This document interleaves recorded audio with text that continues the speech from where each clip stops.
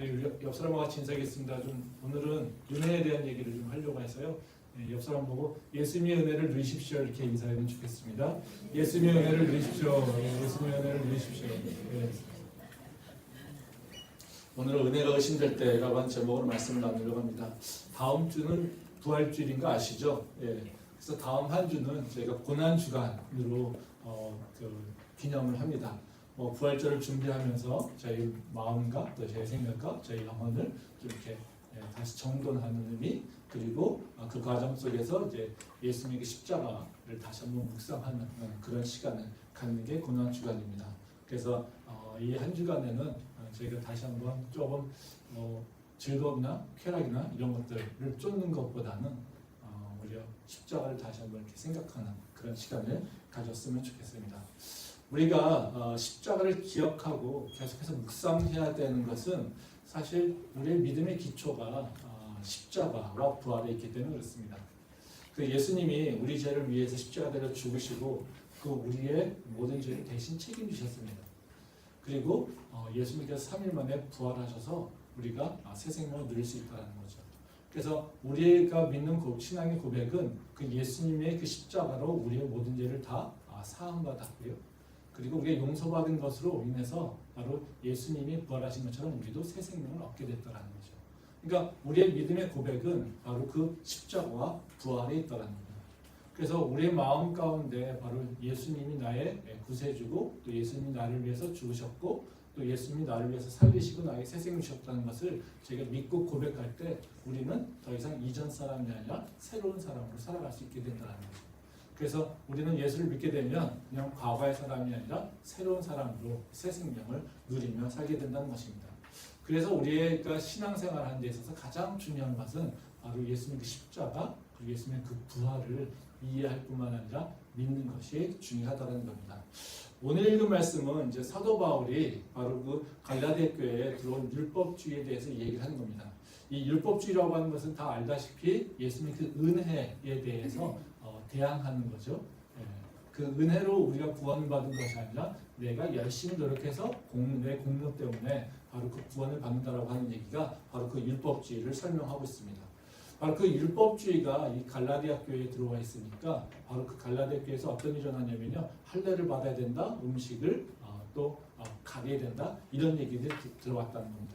그래서 그런 상황을 이제 사도 바울이 듣고 나서 바로 이 갈라디아 교회에 심각하게 경책하고 있는 부분이 이 갈라디아서 전체의 내용입니다. 그래서 오늘 그 읽은 말씀에서 보게 되면 바로 이 사도 바울이 왜 이 편지를 쓰고 있는지, 그리고 갈라디아 교회가 어떤 문제가 있는지를 분명하게 이 얘기를 하고 있습니다. 말씀 한번 보도록 하겠습니다. 갈라디아서 3장 2절 말씀입니다. 내가 너희에게서 다만 이것을 알려하노니 너희가 성령을 받은 것이 율법의 행위로냐 혹은 듣고 믿음이로냐. 이 말씀은 이제 사도 바울이 이제 갈라디아 교인들하고 얘기할 때 너희의 문제가 뭔지 아냐? 내가 왜 이 편지를 쓰고 있는지 아니? 이것에 대해서 설명하고 있는 게 바로 이 말씀입니다. 여기 보면 내가 너희에게 너희로부터 이것을 알길 원한다라고 얘기를 하잖아요. 그리고 너희가 성령을 받은 것이 율법의 행위로냐 또는 듣고 믿음으로냐 이렇게 얘기합니다. 즉 너희가 은혜를 받고 구원을 받은 것이 너희가 율법을 잘 지켜서 있느냐 아니면 성령의 은혜로 된 거냐. 너희가 무엇라고 고백하고 있느냐 이렇게 얘기한다는 거죠. 너희가 분명하게 나에게는 은혜로 받았다라고 하는 것을 가르침을 받았는데 지금 내가 듣고 보니까 너희는 지금 율법으로 따라서 구원을 받고 있다라고 행동하고 있어요. 근데 너희는 지금 내가 가르쳐준 것과 그리고 너희가 지금 행동하는 것은 서로 다른 얘기야. 그럼 너희가 지금 어떤 마음으로 너희 행동을 하고 있는 거냐 이렇게 얘기하고 있는 게 바로 지금 말씀이라는 거죠. 그래서 바로 갈라디아 교회에 바로 은혜가 도전받고 있는 상황, 이것에 대해서 이제 사도 바울은 문제 제기를 하고 있는 것입니다. 사실 우리가 신앙생활을 하면서도 은혜에 대한 고백을 하고 있지만 때때로 은혜에 대해서 도전을 받을 때가 있습니다. 우리가 하나님의 은혜를 고백하고 있지만 어느 순간에서는 내가 또 열심히 했으니까, 내가 잘했으니까, 내가 좀 의로우니까 이렇게 지금 이 모습 아닐까? 라고 하는 생각을 할 때도 있다는 거죠. 또 우리는 또 이렇게 세상 사람들 살아가는 것들을 보게 되면서 또 하나님의 은혜가 아니라 우연이라고 하는 걸로 이렇게 치부하는 경우도 있습니다. 이게 하나님의 은혜로 됐다라고, 내가 지금 나된 모습이 하나님의 은혜로 된 것이 아니라 살다 보니까 뭔 믿지 않는 사람들도 다 저렇게 살고 있는데 저들도 그냥 어쩌다 보니까 저렇게 살고 있는 건데 내 모습도 어쩌다 보니까 이런 모습 아닐까? 이렇게 우연이라고 하는 것에 의지하여서 내 삶을 이해하고 해석할 때가 있다라는 거죠. 뭐 이 모든 것들이 다 핵심은 뭡니까? 하나님의 은혜를 인정하지 않으려고 한다는 거죠. 내가 열심히 해서 아니면 어쩌다 보니까 우연으로 이런 것들에 의해서 우리는 내 삶을 해석할 때 잃어버리는 건 다른 것이 아니라 하나님이 나에게 은혜 주셨다는 것을 놓쳐버리게 된다는 거죠. 이것은 어찌 보면 뭐예요? 우리의 신앙의 기초를 다 지금 흔들어가게 되는 거라는 거죠. 근데 우리는 때때로 바로 이런 것을 도전받을 때가 있다는 거죠. 그러면 우리가 이런 도전이 들어올 때 어떻게 될까요? 그냥 은혜가 없나 보다. 은혜가 아니었나 본데? 내가 잘못 믿었나? 이러고 그냥 넘어가야 될까요? 아니겠죠. 오늘 말씀에서 보면 사도 바울이 분명하게 그 은혜가 도전받고 있을 때 너희가 무엇을 해야 될지를 얘기하고 있습니다. 다른 것이 아니라요. 너희가 은혜가 도전될 때 너희는 십자가를 다시 기억하고 바라봐야 돼. 이렇게 얘기하고 있다는 거죠. 말씀 한번 보겠습니다. 갈라디아 3장 1절 말씀입니다. 어리석도다 갈라디아 사람들아 예수 그리스도께서 십자가에 못 박히신 것이 너희 눈앞에 밝히 보이거늘 누가 너희를 꾀더냐. 이런 얘기죠. 야 답답하다 이겁니다. 너희가 어떻게 이럴 수 있겠느냐 그런 겁니다. 왜 그럴 수 없냐면 너희 앞에 지금 십자가가 있잖아요. 너희 앞에 지금 십자가를 바라보고 있잖아. 근데 너희 앞에 그 십자가가 있는데도 불구하고 너희가 어떻게 하나님의 은혜를 부인하지? 이겁니다. 너희가 예수 그리스도의 십자가를 반드시 기억하고 있다면 너희가 예수님의 그 십자가를 제대로만 바라보고 있다면 너희가 어떻게 율법주의에 빠질 수 있겠느냐? 너희가 시선을 지금 십자가에서 놓쳐버렸어. 아니면 너희가 지금 예수님의 십자가를 잃어버렸어. 그러니까 너희는 지금 예수님의 그 은혜를 부인하고 있고 율법주의에 빠져 있다는 겁니다. 지금 사도 바울이 얘기하는 건 뭡니까? 너희의 믿음 가운데 십자가가 사라졌어. 너희 믿음 가운데, 너희 마음 가운데 믿음이 그 십자가가 있었더라면 너희에게 이런 일이 일어날 수가 없어. 이것을 얘기하고 있다는 거죠. 그러니까 다시 한번 너희가 예수 그 십자가를 바라보기 바란다. 이 얘기를 지금 하고 있다는 것입니다. 우리가 십자가를 바라보면 바로 우리의 삶이 변하게 됩니다. 그리고 우리가 십자가를 다시 한번 기억할 때 우리의 신앙은 다시 새로워질 수 있다는 거죠. 그래서 오늘 제가 나누려고 하는 말씀은 다른 것이 아니라 우리가 왜 십자가를 바라봐야 되는가. 그냥 심볼로서 그냥 그 나무 조각의 어떤 상징으로서 된 십자가를 기억하는 것이 아니라 우리가 왜 십자가를 바라보면서 생각할 때 바로 우리의 삶이 바뀔 수 있을까라고 하는 그 이유를 좀 생각해 보려고 하고요. 그리고 그것이 내 삶에서 어떻게 작동하는가 그 원리를 조금이라도 이 말씀 속에서 생각을 좀 해보려고 합니다. 그걸 통해서 우리가 잃어버렸던 십자가가 다시 한번 우리 마음 가운데 그리고 우리의 시선을 붙잡을 수 있기를 소망합니다. 그럼 먼저 우리가 왜 십자가를 기억해야 될까? 이 부분입니다. 우리가 십자가를 십자가를 바라봐야 되는 것은 다른 것이 아니라 예수님의 그 십자가는요, 바로 내 마음을 붙잡아주기 때문이었습니다. 좀 더 얘기한다면요, 바로 우리가 십자가를 통해서 내 삶의 어두운 면에 예수님의 그 빛을 비출 수 있다는 거죠. 그래서 나도 모르고 있는 죄, 내가 깨닫지 못했던 나의 잘못된 모습들, 내가 지금 인식하지 못한 나의 어두운 면들이 그 십자가를 바라보면서 묵상하고 있을 때 바로 그 어두운 면들이 이제는 하나님의 은혜로 다시 변화될 수 있다는 겁니다. 말씀 한번 보겠습니다. 마태복음 15장 1절에 2절 말씀입니다. 그때 바리새인과 서기관들이 예루살렘으로부터 예수께 나와 이르되 당신의 제자들이 어찌하여 장로들의 전통을 범하나이까 떡 먹을 때에 손을 씻지 아니하나이다. 한 절 보겠습니다. 16절부터 20절 말씀입니다. 예수께서 이르시되 너희도 아직까지 깨달음이 없느냐. 입으로 들어가는 모든 것은 배로 들어가서 뒤로 내버려지는 줄 알지 못하느냐. 입에서 나오는 것들은 마음에서 나오나니 이것이야말로 사람을 더럽게 하느니라. 마음에서 나오는 것은 악한 생각과 살인과 간음과 음란과 도둑질과 거짓 증언과 비방이니 이런 것들이 사람을 더럽게 하는 것이요 씻지 않은 손으로 먹는 것은 사람을 더럽게 하지 못하느니라. 이 말씀은 아마 여러분들이 성경을 좀 보신 분들은 되게 익숙하실 겁니다. 그 예수님과 바리새인들 간의 논쟁, 또 장로들과의 논쟁이라는 거죠. 그러니까 바리새인들과 그 유대인 장로들이 예수님께 와서 예수님 제자들이 바로 그 식사 전에 손을 씻지 않는 것에 대해서 문제 제기를 합니다. 그러면서 그 씻지 않은 손, 더러운 손으로 식사를 하는 것이 바로 부정하다. 그래서 그것이 깨끗하지 않다라고 얘기한다는 거죠. 그랬더니 예수님께서 그 문제 제기에 대해서 야, 손 안 씻어도 돼. 더럽게 하는 것은 그 손 안 씻는 것이 아니라 너희 마음이야. 이렇게 얘기한다는 거죠. 이 말씀에 보면 좀 우리가 이제 그 선입견이 좀 있어서 이 말씀에 대해서 좀 오해하는 경향이 좀 있을 수 있습니다. 이 말씀은 우리가 대부분 그 율법주의와 그 은혜 또는 율법주의와 율법에 대해서 생각을 많이 하거든요. 그래서 여기에서 보게 되면 바로 율법주의가 문제라고 하는 것을 생각해서 바로 이 장로들이 주장하는 것, 또 바리새인들이 주장하는 것에 대해서 핵심을 놓쳐버리는 경우가 참 많습니다. 그래서 이 장로들이 주장하는 것이 그냥 문제 있다. 그래서 바로 그 손을 씻지 않아도 돼. 예수님께서 또 손 씻지 않아도 된다고 얘기하시니까 우리는 식사하기 전에 손 씻는 것에 대해서 바로 그 인식을 하지 못한다는 거죠. 다시 말하면 우리 지금 문제는 바로 장로들과 예수님의 관계 속에서 바로 손 씻는 것에 대한 문제인데 손 씻는 것에 대한 문제를 파악하지 않습니다. 그리고 다 뭐라고 생각합니까? 그냥 저건 다 율법이야. 그리고 저거는 하나도 중요하지 않은데 그것에 대해서 얘기할 필요가 없어. 우리는 이렇게 생각한다는 거죠. 근데 사실 이 두 사람의 두 대화, 즉 바리새인들과 예수님과의 그 대화 속에서 얘기하는 것은 성문대과 같습니다. 즉 바리새인들이 제기하고 있는 문제와 예수님이 대답하고 있는 것은 같은 문제를 얘기하고 있는 것이 아니라 다른 문제를 얘기하고 있어요. 그래서 그 깨끗함이라고 하는 것이 뭐냐에 대해서 서로 다른 관점에서 얘기하고 있다는 거죠.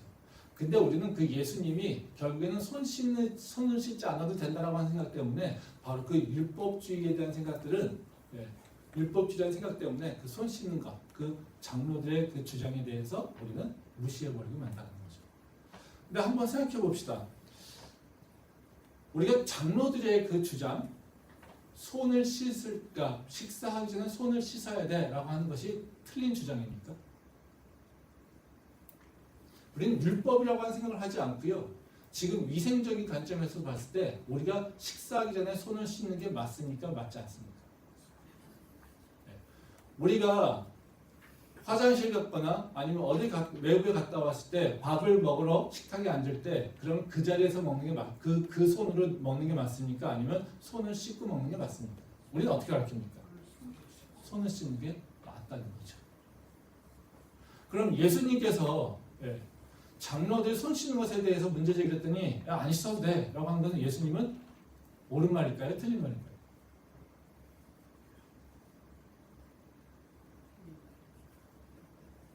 예수님 위생관념이 없나요? 그렇죠? 그러니까 문제를 다르게 봐야 된다는 겁니다. 그러니까 장로들의 문제를 예수님께서 제기한 건 뭐냐면요. 바로 장로들은 육체의 관점에서 얘기하고 있지만 예수님은 영적인 관점에서 얘기하고 있다는 거예요. 그러니까 영과 육에 대해서 서로 다른 관점을 얘기하고 있는데 우리는 이걸 다 섞어버려서 그냥 율법주의야라고 해서 넘겨버리니까 사실은 이 본질에 대해서 생각하지 못한다는 거죠. 예수님께서 그런 말씀하신 게 뭡니까? 왜 손을 씻지 않아도 된다고 얘기할까요? 너에게 육체가 중요한 것이 아니라 너를 영적으로 병들게 하는 것, 이것은 뭐냐면 바로 너희가 하나님의 은혜를 놓쳐버리는 거야. 이것을 얘기하고 있어요. 그러니까 다시 말하면요, 예수님이 얘기하는 것은 뭐냐면요, 너희가 정말 문제인 것은 니네 마음이라는 겁니다. 우리가 나쁜 사람이 되는 거잖아요. 그러니까 악을 행하게 되면. 근데 우리를 악하게 만들거나 우리를 나쁘게 또는 우리를 죄를 지게 만드는 게 어떤 걸까요? 악한 것이 들어와서 우리를 악하게 만들까요? 아니면 더러운 것, 아니 깨끗한 것이 들어와서 우리의 마음속에 있는 그 악함이 더럽게 만드는 걸까요? 우리는 이런 생각 잘 안 하죠. 우리는 선과 악이라고 하는 것을 완전히 구분해 놓습니다. 그래서 선과 악을 딱 먼저 구분해 놓고 악한 것을 우리가 행하게 되면 우리는 악인이 되는 거예요. 그렇죠? 네. 우리가 선한 것을 행하게 되면 나는 선한 사람이 되는 거예요. 그래서 우리는 항상 행위를 할 때 선한 것과 악한 것을 구분해 놔요. 그리고 악한 것을 안 하려고 해요. 근데 예수님은 뭐라고 하십니까? 야, 세상 밖에 것은 선하고 악한 것이 구분이 없어요. 다 너희보다 깨끗해. 너희를 더럽게 만드는 건 뭐냐면 세상 더러운 것이 너희한테 들어와서 너희를 더럽게 하는 것이 아니라 너희 안에 있는 것이 세상에 들어온 것을 더럽게 만드는 거예요. 즉 다시 말하면 뭐냐면요. 악한 것이 우리를 악하게 만드는 것이 아니라요. 선한 것을 우리가 악하게 만드는 습성이 있다는 거예요. 문제는 어디 있습니까? 내 안에 있다는 거예요. 예수님이 제기하고 있는 문제는 바로 그 문제예요. 음식이 깨끗하고 더러우고 너 입에 들어가는 것이 위생적인지 아닌지 이것에 따라서 너가 깨끗한 사람인지 부정한 사람인지 이것이 결정되는 것이 아니라 너 안에 어떤 마음을 품고 있는 것인지 너가 어떤 생각을 갖고 있는 것인지 그것에 따라서 너가 깨끗한지 네가 더러운지 그것이 결정된다는 것이죠. 우리는요 악하지 않은 것을 악하다고 볼 때도 있고요. 그리고 악한 것을 악하지 않은 것으로 볼 때도 있어요. 언제일까요? 내 안에 해당되는 건요. 악한 것도 악하지 않다고 보는 거고요. 그리고 다른 사람의 것은 선한 것은 그것도 악하다고 볼 때가 있다는 거죠. 왜요? 내 마음이 꼬이면요. 그래서 지금 예수님이 제기하고 있는 건 바로 그 문제라는 거죠. 그러니까 우리는 악이라고 하는 것이 나한테 들어오는 것이 아니라 사실 어떻습니까? 어떤 것이 들어왔을 때 내가 그걸 어떻게 해석하고 수호하느냐 이거에 따라서 바로 내가 선한 사람이 되는지 악한 사람이 되는지가 결정된다는 거죠. 그러니까 예수님이 뭘 중요시 여기는 거예요? 너희 마음이 중요해요. 이런 겁니다. 사실 뭐 제가 최근에 예수님께서 말씀하신 거를 이제 깨닫게 된 경우가 어떤 분의 제가 좀 교만하고 오만한 사람을 만난 적이 있습니다. 근데 제가 그것에 대해서 이게 반응을 제대로 못했더라고요. 그래서 제가 맨 처음에는 그거에 대해서 되게 화가 났어요. 분에 차고. 근데 그것은 제가 어떻게 하려고 하는 것이 아니라 그냥 저한테 그냥 그대로 드러 나온 겁니다. 순간으로 제 감정이나 이런 것들이 그냥 드러나는 거죠. 그래서 맨 처음에는요, 어떻게 저럴 수 있을까 이런 생각을 많이 했어요. 저 사람이 어떻게 저럴 수 있을까라고 하는 생각을 많이 했다는 거죠. 근데 제가 그거를 예수님한테 다시 들고 나와가지고요, 쳐다보고 있었습니다. 그랬더니 어느 순간 제 시선이 바뀌더라고요. 상대의 시선에서 상대를 바라보는 내 시선에서 나를 바라보는 것으로 바뀌었다는 거죠. 그러면서 다른 사람의 문제는 예수님이 다른 사람을 케어하시겠죠. 예수님이 관심 있는 건 뭐겠습니까? 저의 문제겠죠.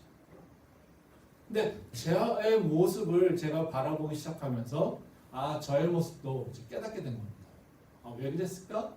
내 모습은 어떤 모습인데. 그러니까 저는 다른 사람의 악한 것에 대해서 나는 반응해야지라고 하는 생각을 하고 있었지만 사실은 악이든 선이든 그것이 내게 들어와서 내가 그거를 바르게 해석하고 바르게 이해하고 바르게 소화해서 내가 반응하면 되는 것인데 나는 그것에 대해서 반응할 생각을 하지 않고 어떻게 하면요?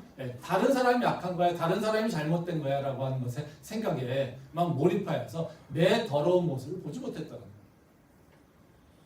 그러니까 나의 반응은 어떻겠습니까? 당연히 부딪힐 수밖에 없고 충돌할 수밖에 없는 거고 당연히 내가 힘들 수밖에 없다는 거죠. 예수님께서 관심 갖고 있는 건 뭐냐면요. 바로 우리의 모습이에요. 내 마음이에요. 다른 사람의 마음이 아니라 다른 사람의 행동이 아니라 예수님이 우리를 바라볼 때 관심 갖고 있는 건 뭐냐면요. 내 마음이에요. 나라는 거예요. 그래서 나를 더럽게 하는 건요. 세상이 아니라 바로 너 마음이야. 그러니까 너는 너 마음을 잘 관리해야 돼. 이게 바로 예수님께서 우리에게 가르쳐 주시는 말씀이라는 거죠. 그래서 우리를 악한 사람으로 만드는 거, 우리를 더럽게 만드는 거, 이것은 세상의 악한 것이라고 생각하지 마십시오. 어때요? 내 마음에 악함이 있다라고 하는 것을 우리가 꼭 기억해 볼 필요가 있다는 거죠. 그러면 우리가 어쨌든 악을 이기려면 어떻게 돼요? 내 마음을 잘 관리를 해야 되죠. 내 마음을 통치해야 돼요. 내 안에 있는 더러운 것들이 어떻게 해요? 나오지 못하게, 또는 아니면 내 안에 그 어둠들이 바로 그 발현시키지 못하게끔 해야 된다는 거죠. 그런 걸 어떻게 해야 될까? 우리가 이걸 고민해 봐야겠죠.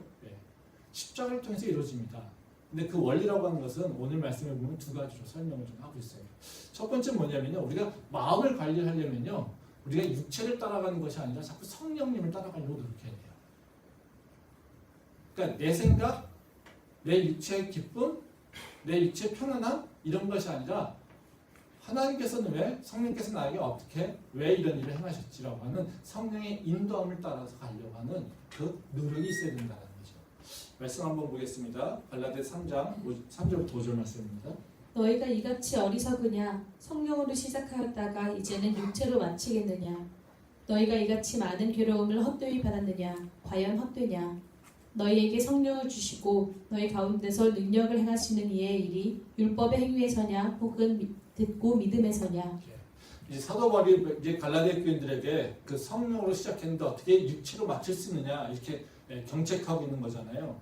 이제 다시 말하면 그런 거예요. 그 너희가 예수님을 믿게 된 것은 성령을 따라서 믿게 된 거 아니니? 근데 너희가 지금 행하고 있는 것은 뭐냐면 성령을 따라 하는 것이 아니라 율법을 따라서 육체를 다루는 것에 초점이 맞추고 있다는 겁니다. 즉 다시 말하면 우리의 믿음은 뭘로 왔습니까? 성령께서 우리에게 믿음을 주셔서 우리의 영혼이 바뀌어서 예수님을 고백할 수 있었어요. 근데 믿게 되니까 아 이게 착한 것이 의로운 것이 이런 거네, 선한 것이 이런 거네 하면서 뭘요? 율법을 따라간다는 거예요. 그래서 율법은 뭐만 따라합니까? 내 육체만 통제한다는 거예요. 그러니까 예수님은 우리의 마음을 바꾸셨는데 우리는 그 마음이 바뀌어가지고 뭐에 관심 갖고 있는 겁니까? 율법에서 내 육체에만 관심 갖고 있는 거예요. 그래서 성령으로 시작되는데 우리가 어떤 모습이 돼 있다고요? 율법을 내 몸에 지키는 것, 이걸로 나는 만족하고 있다는 것이죠. 그러니까 어떻게 해요? 믿음은 은혜로 받았는데 행동은 뭐예요? 공로주의로 바뀌게 된다는 거죠. 사실 우리가 지금 교회 현장에서 일어나는 일이죠. 뭐 기복주의가 대표적인 이겁니다. 우리가 하나님을 믿죠. 그럼 하나님을 믿게 되면 뭡니까? 내가 열심히 찾아다니니까 믿었으니까? 아니죠. 어느 순간 하나님께서 야 내가 이 땅의 창조주야, 내가 이 땅의 주인이야, 아 너는 내가 다스리는 자야, 너는 내 피조물이야, 이러고 얘기 알려주셨어요. 그래서 내가 너를 위해서 십자가, 내 아들 예수를 너를 위해서 십자가에 죽게 하시고 내가 너를 내 자녀로 삼았어, 이렇게 말씀해 주셨어요. 그래서 그걸 믿게 됐다는 것이죠. 그랬더니 뭐 합니까 우리는? 아 하나님께서 복 주시는 분이야, 하나님께서 은혜를 주시는 분이야. 근데 은혜를 받으려니까 더 열심히 해야 돼요. 내가 뭔가 은혜를 더 누리고 내가 더 축복을 받으려면 하나님께 더 많은 것을 수고하고 노력하고 나를 통제해야 돼. 이렇게 바뀐다는 거죠. 그게 뭐가 된 겁니까? 은혜에서 공로주의로 바뀌게 된다는 거죠. 노력하지 말라는 것이 아니라요. 노력은 뭡니까? 뭐를 이루기 위해서 하는 것이 아니라요. 받은 은혜가 커서 그것에 반응하는 거예요. 그 개념 틀리다는 거예요. 근데 우리는 무엇을 얻기 위해서 하는 순간 뭘로 빠지는 겁니까? 공로주의로 빠지게 된다는 거죠. 우리는 무엇이 선한 것인지, 그리고 우리 자체는 어때요? 살아가면서 사실 우리가 선한지 어떤 것이 약한 것인지 완전히 구분할 수 없죠. 우리의 능력은. 그러면 우리가 선한 것과 악한 것을 분별하여서 내가 선한 것을 취하려면 어떻게 됩니까? 육체를 따라서 할 수 있을까요? 할 수 없죠. 어떻게 따라야 됩니까? 성령을 따라가야 된다는 거죠. 말씀 한 번 더 보겠습니다. 요한복음 3장 17절 말씀입니다. 하나님이 그 아들을 세상에 보내신 것은 세상을 심판하려 하심이 아니요 그로 말미암아 세상이 구원을 받게 하려 하심이라. 이 말씀은 이제 예수님이 이 세상에 오신 이유에 대해 설명합니다. 우리가 익숙한 말씀은 요한복음 3장 16절이잖아요. 그렇죠? 근데 그 3장 16절 뒤에 나오는 게 뭐냐면요. 예수님이 이 세상에 오신 이유에 대해서 설명하고 있어요. 근데 여기 이유를 뭐라고 설명하고 있습니까? 세상을 심판하려 하심이 아니요 그런 말미암아 세상이 구원을 받게 하려 한다. 이렇게 얘기하고 있어요. 즉 심판과 구원을 대비시키고 있다는 거죠. 근데 예수님 뭐 때문에요? 구원의 방점이 있다는 겁니다. 그러니까 이 말씀은 이제 어떻게 우리가 이해를 해야 되냐면요. 예수님께서 우리에게 오셔서 무엇을 변화시켰냐는 거예요. 어떤 일을 행하셨냐는 겁니다. 예수님이 우리한테 오셔가지고 야 네가 무슨 일을 했어? 아 이거는 행동이 잘못됐네. 이거는 잘한 거네. 아 이거는 고쳐. 이거는 계속해. 계속해서 우리한테 그거를 가르치시면서 예? 우리한테 좋은 것을 하라고 우리한테 인도하실까요? 그게 아니라는 겁니다. 그건 뭐 하는 겁니까? 심판하시는 거예요. 넌 이건 잘했어, 이건 못했어, 이거잖아요. 근데 예수님은요, 우리한테 뭐 하십니까? 구원이라고 하는 거예요. 뭐 구원이라고 뭐는 거냐면요, 우리의 존재를 바꿔버리는 거예요. 우리를 새로운 사람을 만들어버리는 거예요. 이건 무슨 얘기냐면요, 우리가 이전에는 알지 못한 것, 이전에 깨닫지 못했던 것들을 예수님을 통해서 이제 깨닫게 하시는 거예요. 즉 우리가 예전에는 선한 것이 무엇인지 악한 것이 무엇인지 내가 구분할 수 없었는데 이제는 그 구분하에서 그 선한 것을 따라갈 수 있도록 우리를 인도하신다는 거예요. 뭘 바꾸는 겁니까? 나의 존재성을 바꾸는 거예요. 예수님께서. 그게 바로 구원입니다. 그러기에 구원이 이루어진다라고 하는 것은 어떤 거냐면요. 내 행동 하나하나만 바꾸고 내가 선과 악을 판단하는 것이 아니라 뭘 의미하는 거냐면요. 내가 하나님한테 붙어 있느냐, 내가 하나님을 따라가느냐 이거에 있다는 거죠. 즉 우리는요. 예수님을 하고 동행할 때 내가 지금 옳은 일을 했어? 내가 악한 일을 했어? 이걸 하나하나 구분져서 판단하는 것이 아니라요. 우리는 뭐 하냐면요. 내가 지금 하나님 편에 있는 건가? 내가 예수님과 지금 하나님 편에 있는 건가? 같은 편에 있는 건가? 이것을 따라 결정하면 된다는 거예요. 그렇게 되면 어때요? 내가 하나님에게 붙어있는 자고 하나님에 붙어있더라면요. 나는 반드시 선한 일을 행하게 된다는 거예요. 그게 바로 나를 구원하신 하나님의 일이라는 겁니다. 아까 말씀드린 대로 하나님께서 관심 갖는 건 누굽니까? 나예요. 그렇죠? 내가 세상에서 바로 그 누군가에게 어떤 문제들 또 세상과의 그 대항 속에서 어떤 어려움을 겪습니다. 선도 경험하게 되고요. 악도 경험하게 되고요. 그러면 하나님께서 그 세상에 그 악한 것을 놔두면서 우리한테 왜 우리를 사랑한다고 하면서 왜 악한 것을 경험하게 하실까요? 악이 우리를 짓밟아 놓게 하려고요? 아니라는 겁니다. 그걸 통해서 우리를 하나님은 악이 무엇인지 알게 하시고 그걸 통해서 내 안에 더러운 것들을 드러나게 하신다는 거죠. 하나님은 세상 전체에도 관심이 있을 수 있지만요. 뭐요? 더 관심 있는 건요. 나에게 관심 있는 거예요. 생각해 보십시오. 제가 아까도 말씀드렸듯이 우리가 세상에서 누군가 충돌이 있습니다. 컨플릭트에 있다는 거죠. 그러면 우리는 다 뭐만 생각합니까? 저놈이 나쁜 놈이지. 저놈이 나한테 저런 짓을 하면 나쁜 것이지. 그렇죠?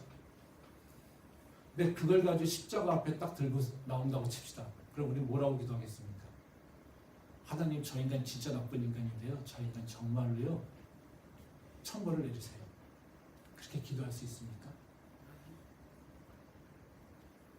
하나님께서 그런 기도를 원하실까요? 우리한테? 십자가 앞에서 그런 기도 할 수 있습니까? 저는 못한다고 생각합니다. 그 문제를 들고 예수님 십자가 앞에 나타났을 때 우리가 섰을 때 우리한테 들어오는 생각은 뭐겠습니까? 나를 구원하신 예수님을 생각하게 되죠. 나에게 은혜를 주신 예수님을 생각하게 되죠. 나를 돌보시는 예수님을 생각하게 되죠. 아파하는 그리고 힘들어하는 내 모습을 예수님은 보게 하시죠. 왜요? 예수님은 나하고 지금 맞대고 있으니까. 다른 사람을 맞대고 있는 게 아니잖아요. 우리가 나의 모든 문제를 가지고요. 예수님 앞에 들고 왔을 때 어떤 일이 변화되는 거냐면요. 아까 제가 말씀드렸듯이 예전에는요. 다른 사람, 세상 것을 보다가요. 제 예수님의 십자가 앞에 들어오면요. 딱 어떻게 해요? 그 십자가가 나의 모습으로 나를 보게 한다는 거예요. 그러면요, 내가 인식하지 못했던 내 안에 어두운 면들, 내가 인식하지 못했던 내 안에 그 더러운 면들, 이런 것들이 나에게 떠오른다는 거죠. 그 떠오를 때 그것을 가지고 주인에게 다시 나갈 때 우리는 그 문제가 해결된다는 겁니다. 그래서 십자가는요, 나의 어두운 면에 예수 그리스도의 그 생명의 빛을 비춰주는 게 바로 십자가입니다. 그 십자가를 향해 나갈 때, 그 십자가를 바라볼 때 우리의 삶의 모습이 바뀌게 된다는 거죠. 그런 은혜가 우리 안에 있기를 소망합니다. 두 번째로 우리의 마음을 다스리기 위해서 해야 될 일은 뭐냐면요, 내 공로를 생각하는 데, 내 자랑을 생각하는 게 아니라요, 그 예수님이 내 공로를 생각해야 됩니다. 즉 예수님과 나하고 관계 속에서 내가 잘한 것, 내가 열심인 것, 이걸 생각하지 말고요, 뭐를요? 예수님께서 잘하신 걸 생각하면 된다는 거죠. 그러면 우리가 이 내 안에 많은 어려움과 힘든 것들을 좀 다스릴 수가 있습니다. 말씀 한번 보겠습니다. 갈라디아서 3장 13절부터 14절 말씀입니다. 그리스도께서 우리를 위하여 저주를 받은 바 되사 율법의 저주에서 우리를 속량하셨으니 기록된 바 나무에 달린 자마다 저주 아래에 있는 자라 하였음이라. 이는 그리스도 예수 안에서 아브라함의 복이 이방인에게 미치게 하고 또 우리로 하여금 믿음으로 말미암아 성령의 약속을 받게 하려 함이라. 이 말씀은 예수님의 십자가를 통해서 우리한테 어떤 일이 이루어지는가를 설명하고 있죠. 근데 여기서 보게 되면요, 십자가와 우리에게 이루어진 일들에 대해서 얘기할 때 완전히 상반되게 얘기합니다. 그러니까 지금 13절에서 얘기하고 있는 건 뭡니까? 십자가가 이루어진 걸 얘기하고 있어요. 근데 십자가가 이루어진 것에 대해서 핵심 키워드는 뭐냐면 저주예요. 여기 뭐라고 합니까? 예? 나무에 달린 자마다 저주를 받았다는 거예요. 그러니까 다시 말하면 예수님이 십자가 달려 죽으셨잖아요. 그럼 예수님이 뭐 하신 거예요? 저주를 받았다는 거예요. 그렇죠? 근데 그럼 14절에서 나오는 건 뭐냐면요, 바로 그 십자가에서 저주를 통해서 일어난 일에 대해서 얘기하고 있어요. 그 일어난 일은 뭡니까? 그리스도 예수 안에서 아브라함의 복을 이방인에게 바치게 미치게 하고 또 우리로 하여금 믿음으로 말미암아 성령의 약속을 받게 된다고 얘기하고 있어요. 그러니까 그 열매는 뭡니까? 저주와 그에 이은 열매는 뭐냐면요, 바로 아브라함의 복과 성령의 약속, 이렇게 얘기하고 있다는 거죠. 그럼 뭐예요? 완전히 구분되어 있다는 거죠. 그럼 뭐예요? 예수님은 뭐 하신 거예요? 행한 자예요. 뭘요? 저주를 받은 자. 그 저주의 고통을 이겨낸 자. 그렇죠? 그러면 우리한테 일어난 일은 뭡니까? 우리는 아브라함의 복을 받고 성령의 약속을 받게 되는 거라는 거죠. 그럼 여기에서 우리가 한 일은 뭐가 있습니까? 우리가 저주받았습니까? 아니죠. 그렇죠? 성경 분명히 얘기하잖아요. 예수님이 행하신 것은 저주를 받는 것이고 우리가 지금 누리고 있는 것은 바로 복이면서 약속을 누리고 있다는 거죠. 그래서 우리가 하나님의 관계 속에서 항상 예수님의 공로는 있지만요, 내 공로는 있을 수가 없어요. 근데 우리가 하나님 관계에서 충돌이 일어나는 일은 뭡니까? 예수님의 공로가 아니라 뭐요? 내 공로가 먼저 나올 때 그런 거죠. 나는 잘했는데, 나는 이것을 선하게 했는데, 나는 이런 열심을 다했는데, 이런 거죠. 우리는 하나님의 복을 누릴 자격이 있습니까? 우리 스스로 하나님의 복을 누릴 자격이 있습니까? 없어요. 우리가 하나님의 축복을 누릴 수 있는 그 이유는 뭐냐면요, 바로 예수님이 저주를 받았기 때문에 그래요. 그 예수님이 그 저주가 없었더라면 우리는 하나님의 복을 구할 수도 없어요. 근데 우리는 예수님의 그 저주받은 것을 기억하지 않고 뭐만 생각합니까? 내가 잘한 것만 생각하고 있죠. 내가 열심히 생각한 것, 내가 열심히 한 것, 내가 잘했다고 생각한 것들, 이것들만 생각하고 있다는 거죠. 그러니까 예수님한테는 뭐예요? 맨날 내 공로만 얘기하고 있다는 거죠. 말씀 한번 마지막으로 보고 마무리하겠습니다. 갈라디아서 3장 10절부터 11절 말씀입니다. 무릇 율법 행위에 속한 자들은 저주 아래에 있나니 기록된 바 누구든지 율법책에 기록된 대로 모든 일을 항상 행하지 아니하는 자는 저주 아래에 있는 자라 하였습니다. 또 하나님 앞에서 아무도 율법으로 말미암아 의롭게 되지 못할 것이 분명하니 이는 의인은 믿음으로 살리라 하였습니다. 우리가 왜 하나님 앞에서 우리의 공로를 주장할 수 없냐면요, 우리는 절대로 연약한 존재이기 때문이에요. 그러니까 공로주의라고 하는 것이 율법주의입니다. 그러니까 율법주의라고 하는 건 다른 것이 아니라 내가 선한 일을 행함으로써 그 선한 일을 통하여서 완전하게 이룸으로써 나는 하나님의 축복을 누리는 거죠. 그러니까 율법에서 기록된 건 여기서 뭐라고 합니까? 율법책에 기록 10절에 보면 율법책에 기록한 대로 모든 일을 항상 행하지 않는 자는 저주를 받는다라는 건데, 복을 받게 되면 뭡니까? 복을 받으려면 율법책에 나와 있는 모든 것을 다 행해야 된다는 거예요. 근데 우리 인간이 그럴 수 있습니까? 성경에서도 얘기하잖아요. 우리가 그럴 수 없어. 우리는 율법에 있는 100가지, 1000가지 중에 한 가지 하면 우리는 뭐예요? 나머지 99가지를 아는 것에 대해서는 잊어버립니다. 그럼 뭐만 생각합니까? 한 가지 잘한 것만 가지고 우리는 하나님한테 내가 이게 잘했잖아요 얘기하고 있다는 거죠. 그래서 내 공로를 얘기하고 있잖아요. 근데 율법에 따라서 우리의 그 생각의 원리, 바로 그 선한 일에는 복을 받아야 된다고 하는 것에는 어떻게 해요? 내가 조그만 선한 일을 했으니까 내가 복을 받아야지 이렇게 얘기하고 있잖아요. 근데 일본은 뭐라고 합니까? 이렇게 하나라도 제대로 안 지키면 너는 저주를 받아야 돼 이겁니다. 그것을 통과할 수 있는 사람이 있겠습니까? 없다는 거죠. 그럼에도 불구하고 우리 하나님의 복을 간구할 수 있는 이유는 뭡니까? 아까 얘기한 대로 예수님이 우리를 위해서 저주를 받았기 때문에 그렇게 하는 거죠. 우리가 하나님의 복을 누릴 수 있는 이유는 내가 법을 잘 지켜서가 아니라, 내가 하나님 앞에 자랑할 것이 있어서가 아니라 어떻게 해요? 예수님이 나를 위해서 대신 저주를 받았기 때문에 그렇다는 거예요. 그러니까 우리가 하나님 앞에 딱 섰을 때 어떻게 해요? 내 잘한 것을 얘기할 수 있겠습니까? 그 십자가를 보면서 바로 내가 하나님, 나 하나님한테 이건 잘했어요. 이런 걸 내가 했으니까 나한테 복 주셔야 되지 않겠습니까? 따질 수 있겠습니까? 따질 수 없죠. 그럼 우리는 뭘 다시 한번 그렇게 하면 그 상황에서 뭘 다시 기억할 수 있겠습니까? 십자가를 다시 바라보면서 나는 나의 연약함을, 나의 부족함을, 그리고 예수님의 그 저주를, 그 받은 저주를 기억하면서 내 죄악된 모습을 기억할 수밖에 없습니다. 그래서 우리는 다시 예수님 앞에 그 은혜를 고백할 수밖에 없다는 거죠. 그게 바로 우리가 예수님에게 다시 나가는 길이라는 거죠. 우리가 부활주를 준비하면서 고난주간이라고 하는 것을 지금 준비하고 있잖아요. 왜 그럴까요?